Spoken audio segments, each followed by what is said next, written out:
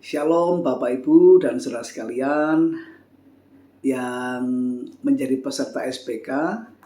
Terima kasih untuk waktu yang saudara sediakan. Saat ini saudara bisa berjumpa dengan saya lewat video ini.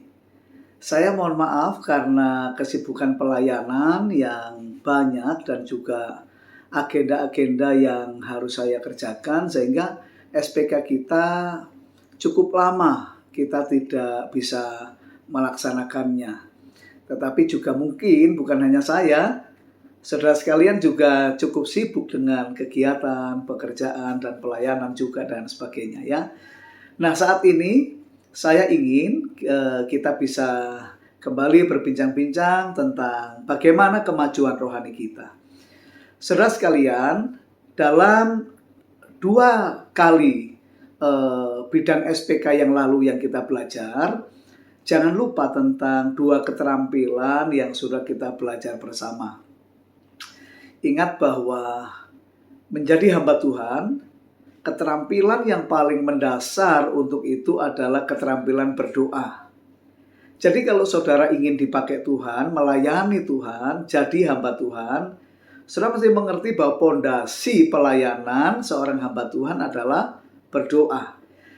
Jangan heran, Tuhan Yesus pun sebelum melayani dalam pekerjaan pemberitaan Injil pada waktu Tuhan ada di bumi, Tuhan melakukan lebih dahulu proses menjadi seorang yang sungguh-sungguh berdoa. Ya, kita tentu ingat bahwa Tuhan sebelum melayani, dia dipimpin oleh Roh Kudus 40 hari di padang gurun. Untuk apa? Mengasingkan diri di tempat sepi, ya, bahkan tidak makan apa-apa di sana. Saudara, Tuhan Yesus sedang masuk di dalam satu dimensi doa yang luar biasa. Jadi sekali lagi, tidak ada hamba Tuhan yang bisa dipilih, dipakai Tuhan dengan luar biasa tanpa dia melewati satu fase berdoa yang luar biasa. Lebih dari jemaat biasa, lebih dari jemaat pada umumnya, tapi doa yang sangat khusus, yang luar biasa, yang dia alami bersama dengan Tuhan. Jadi ingat ya, hamba Tuhan harus terampil berdoa. Terampil berdoa dibagi 2. Terampil berdoa untuk diri sendiri, ya, melalui doa pribadi, dan juga terampil mendoakan orang lain. Kita sudah belajar keduanya. Kita belajar tentang berdoa Bapa Kami. Doa Bapa Kami itu ya lebih banyak itu berdoa untuk diri kita. Ya, Bapa Kami yang di sorga itu bicara tentang status kita sebagai anak, Dia sebagai Bapa kita, meneguhkan hati kita. Ya, dimuliakan namamu, satu penyembahan. Seorang hamba Tuhan harus bisa menyembah Tuhan. Kalau mau jadi hamba Tuhan tapi nggak punya penyembahan pribadi, bagaimana? Nggak bisa, ya. Jadi harus punya penyembahan pribadi, ya. Dimuliakan namamu. Kemudian apa? Datanglah kerajaanmu. Satu penyerahan diri, satu permohonan supaya yang terjadi atas hidup kita ini bukan hanya kekuatan kita sendiri, tetapi kerajaan Allah. Datang kerajaanmu. Ya, dan juga kita juga meminta ini supaya apa? Supaya kita tidak diganggu oleh kerajaan kegelapan. Karena kerajaan kegelapan itu juga selalu datang untuk mencobai kita, untuk mengganggu kita, untuk berusaha merebut atau mencuri berkat-berkat kita. Jadi kita harus berdoa, datanglah kerajaanmu. Ya, jadi kehendakmu di bumi seperti di surga. Di bumi seperti surga. Jadi kehendakmu ya Tuhan. Yang bukan kehendakmu jangan terjadi. Hanya kehendakmu yang terjadi. Nah, ya, kemudian baru doa permohonan yang lebih dalam ya. Setelah kita melewati perkataan di bumi seperti di sorga. Dalam hidupku di bumi seperti di sorga. Di sorga ada berkat, ada kelimpahan, ada kekudusan, ada kemuliaan. Demikianlah hidupku di bumi seperti di sorga. Lalu kita masuk ke dalam satu permohonan. Bapa, berkatilah kami pada hari ini. Ya, berkati kami dengan kebutuhan makanan kami yang secukupnya. Apa yang kami makan, kami minum, kami pakai yang secukupnya. Minta supaya kita tidak kekurangan, supaya kita berkecukupan di dalam Tuhan. Kemudian juga kita berdoa menguduskan diri dan ampunilah akan kesalahan kami, seperti kami juga mengampuni orang yang bersalah. Jadi Bapak, Ibu, dan saudara semua, dalam berdoa itu kita harus menyucikan hati kita juga. Dan cara menyucikan hati dan diri kita bukan hanya minta ampun atas perbuatan dosa, tapi juga mengampuni orang lain yang telah menyakiti dan merugikan kita tanpa mendendam kepada mereka. Dan kemudian setelah pengudusan baru kita doa peperangan, ya, doa perlindungan. Tuhan, jangan bawa kami dalam pencobaan. Jauhkan kami dari pencobaan, Tuhan. Hindarkan kami dari pencobaan dan juga lepaskan dari yang jahat. Maksudnya apa?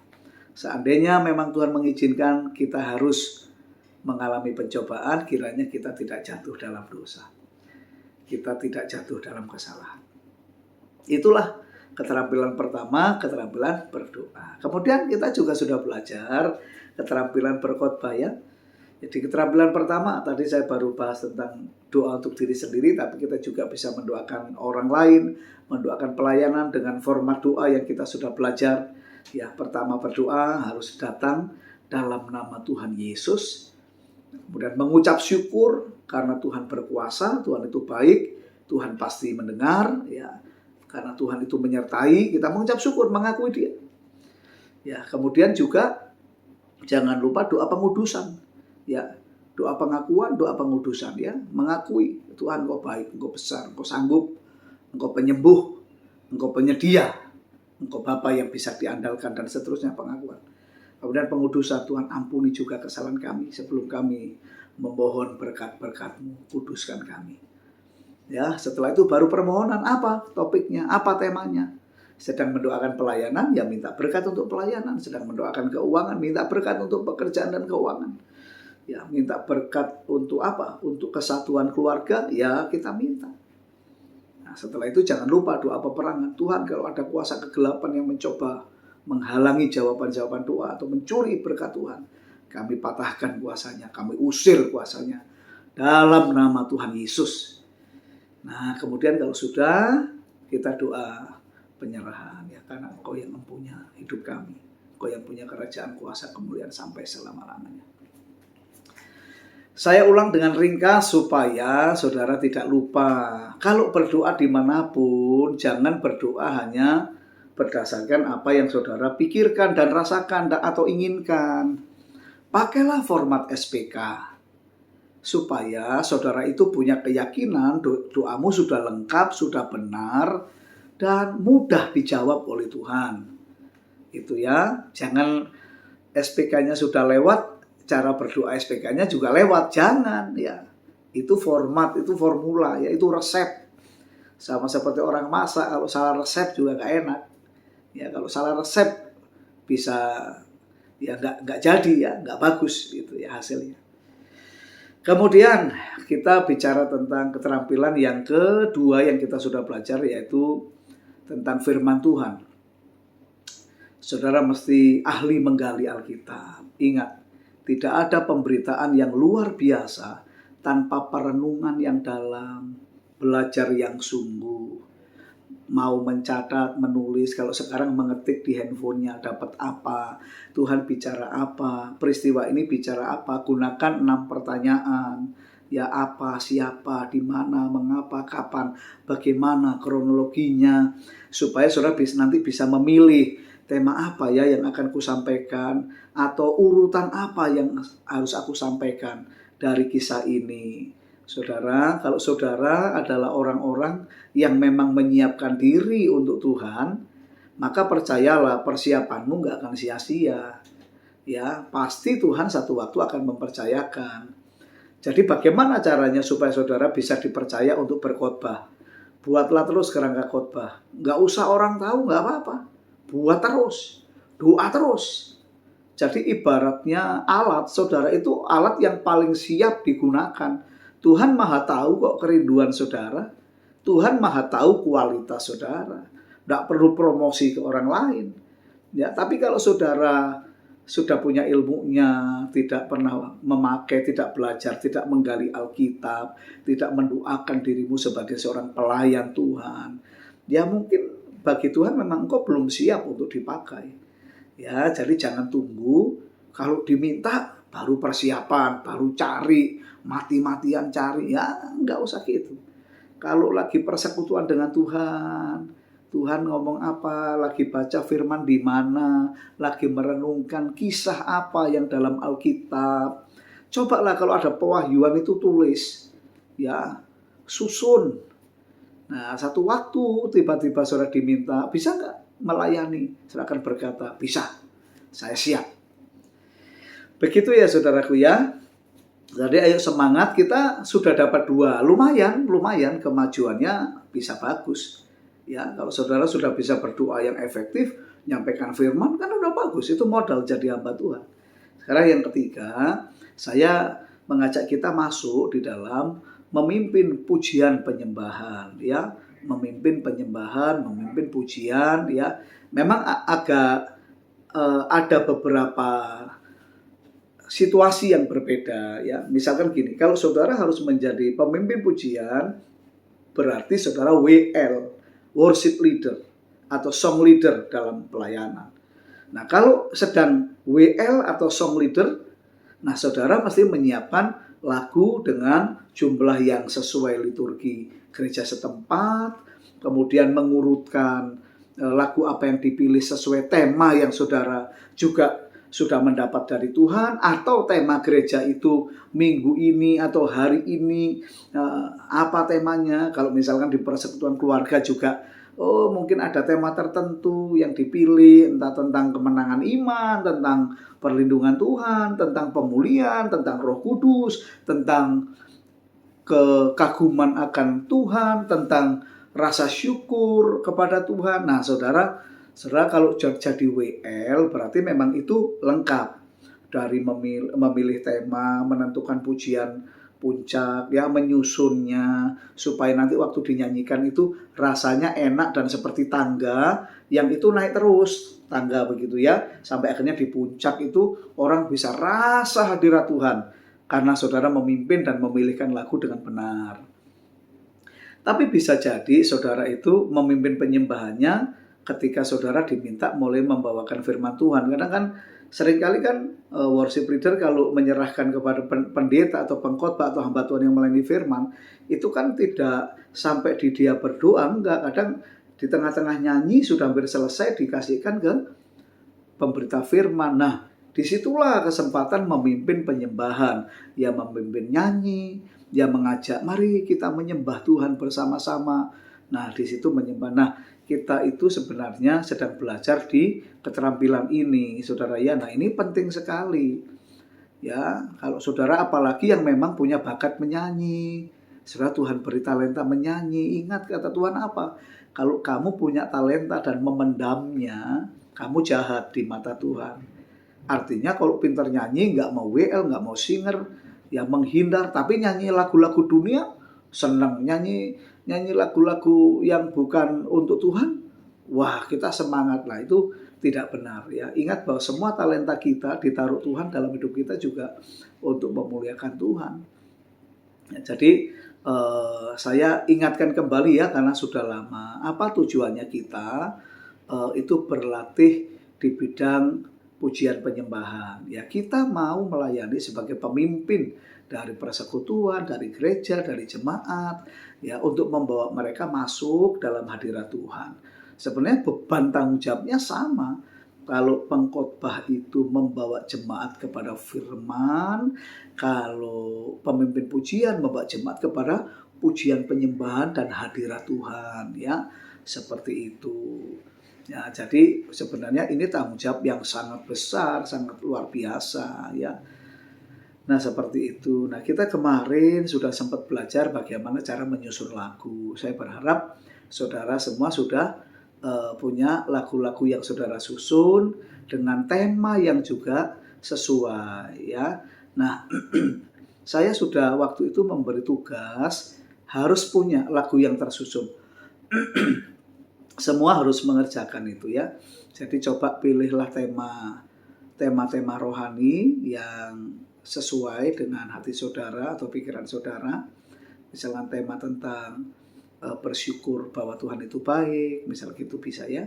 Dan lagu-lagunya dicarikan yang nanti ada yang berkaitan dengan tema ya seperti itu. Nah, untuk memilih lagu itu bukan berarti kalau temanya tentang Tuhan baik, terus lagunya semuanya milih yang ada kata Tuhan baiknya, ya jangan begitu juga. Nanti nampak terlalu monoton. Ingat, seperti tangga ya, tangga gitu.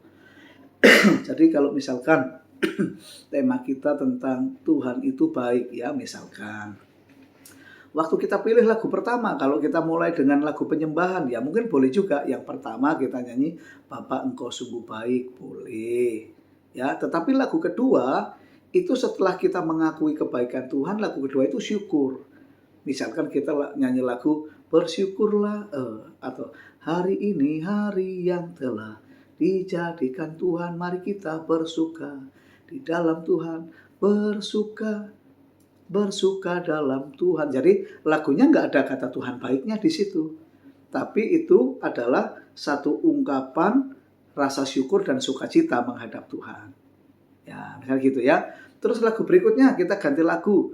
Misalkan kalau misalkan lagunya itu langsung mau jadi lagu puncak pujian, ya boleh juga langsung lagu tema. Misalkan karena temanya Tuhan itu baik, terus kita nyanyi lagu Tuhan Yesus baik, sungguh amat baik, boleh. Berarti sudah sampai di lagu tema, tinggal nanti ditambahi lagu menjelang firman Tuhan, dicarikan yang kira-kira sesuai dan tidak pindah tema, ya apa. Nah itu kemudian baru kita menyerahkan ke pengkhotbah, ya. Jadi seperti itu ya.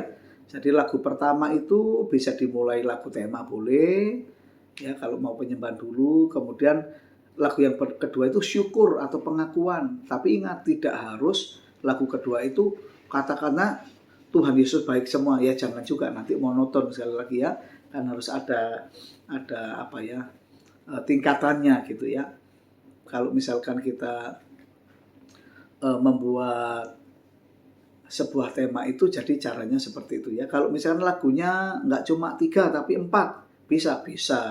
Lagu pertama misalkan tentang kebaikan Tuhan ya, boleh juga ya. Tentang Bapa Engkau sungguh baik, boleh. Tapi boleh nggak tentang, misalnya kita temanya Tuhan Yesus baik, tapi kita lagunya adalah yang ini. Aku ada saat ini, semuanya karena kasih-Mu. Aku hidup hari ini, semua berkat kemurahan-Mu. Itu kan nggak ada kata Tuhan baiknya tuh. Tapi itu boleh sebagai lagu awal. Terima kasih Yesus, Engkau sangat baik. Wah, ada juga ya. Teramat baik bagiku. Itu jadi lagu pertama. Kemudian lagu kedua, misalnya terus kita lagu syukur ya. Misalnya lagu syukur yang apa ya, untuk permulaan. Misalnya, mari masuk gerbangnya dengan hati bersyukur, halamannya dengan pujian, boleh gitu ya. Itu juga boleh ya. Atau misalkan nyanyi lagu sungai sukacitamu mengalir dalamku, oh yes, itu ya boleh. Jadi nggak harus lagu syukur atau lagu pengakuan nggak harus ada selalu kata Tuhan baik, nggak apa-apa. Tapi kalau itu nanti lagu tema harus ada kata-kata yang sesuai. Nah, misalkan lagunya 4, ada lagu sungai sukacitamu, terus lagu apa yang cocok selanjutnya? Ya pilih lagi lagu yang lebih power dari lagu sungai sukacita, yang lebih kuat, maksudnya pesannya lebih kuat. Misalkan lagu kerahkanlah kekuatan-Mu ya Allah, tunjukkanlah kuasa-Mu ya Tuhan, serahkan musuh-Mu, selamatkanlah umat-Mu, Allah dahsyat di tempat kudusnya, Allah bangkit, bersoraklah, Allah bangkit, bernyanyilah, musuh dikalahkan, umatnya dibebaskan, Allah dahsyat di tempat kudusnya. Itu pengakuan. Tapi lagu yang berikutnya ini misalkan ini lagu yang praise terakhir, harus lagu puncak, harus setema, terus bisa disambung misalnya, He is so good to you, He is so good to me, Jesus, He's so good to you and me. Dia sungguh baik, Dia sangat baik, Yesus Dia baik bagiku. Jadi sampai di lagu ini, nah itu yang kita tekankan, ya, bahwa Tuhan itu baik. Jadi kita tadi yang pertama sukacita karena Tuhan, Tuhan bangkit di tengah umatnya, tapi lagu puncaknya dapat, Dia sungguh baik, Dia sangat baik. Setelah itu jadi lagu puncak yang diulang-ulang. Orang merasa sukacita harus sampai di lagu tema ini. Habis itu kemudian biasanya kan lagu menuju firman kan. Nah, lagu menuju firman ya pilih, tapi ingat jangan ganti tema. Ya, misalkan habis Tuhan sungguh baik itu yang kira-kira powernya juga enggak menurun, tapi juga temanya juga tetap, ya dipilih gitu ya. Lagu apa misalkan yang sesuai ya. Ya kan biasanya orang kalau di kebaktian gereja modern atau karismatik ya biasa lagu sukacita kan, terus dipersilakan duduk kan, silakan duduk kembali Bapak Ibu, kita akan masuk lebih dalam lagi dalam penyembahan kita kepada Tuhan ya. Terus kita mulai nyanyi satu pujian, misalkan Tuhan Kaulah pengharapanku, ku percaya hanya kepadamu, Yesus Kaulah perlindunganku, Engkau yang selalu ku puji, mulutku penuh dengan pujian. Nah, jadi Tuhan itu tadi baik. Nah, sekarang kita respon dengan sepanjang hari ku beri penghormatan kepadamu, ya Allahku. Terus disambung, misalkan kita itu sebagai lagu puncak worshipnya, tak pernah berakhir kasih setiamu, selalu nyata dalam hidupku. Nah, itu kan Tuhan baik itu intinya. Nah, baru diserahkan ke pengkhotbah ya. Jadi itu cara untuk kita bisa menyusun lagu dengan baik ya. Jadi saya sampai di sini dulu menyampaikan, harus saya ulang sekali lagi. Nah, sekarang semua tolong kerjakan tugas, jadi membuat satu susunan pelayanan pujian penyembahan. Ya ini boleh dikatakan saudara-saudara atau Bapak Ibu sedang diminta jadi WL lengkap dalam ibadah. Mulai penyembahannya, lagu sukacita, lagu masuk firman ya, itu lengkap. Boleh 4 sampai 5 lagu ya. Pujian penyembahan pertama, lagu sukacita 2 atau 3 ya, kemudian lagu masuk firman 2 atau 3. Jadi bahkan bisa di medley ya. Medley itu jadi hanya ambil yang puncaknya hanya refrain saja juga boleh ya. Jadi seperti tadi loh, medley maksudnya seperti saya tadi kan nyanyi tentang gerakanlah Allah bangkit, bersoraklah Allah dahsyat di tempat kudusnya. Terus saya sambung lagu lain tapi cuma refrain, He is so good to you, He is so good to me, Jesus, He's so good to you and me. Habis saya sama yang lagu tadi pas penyembahan kan nyanyi mulutku penuh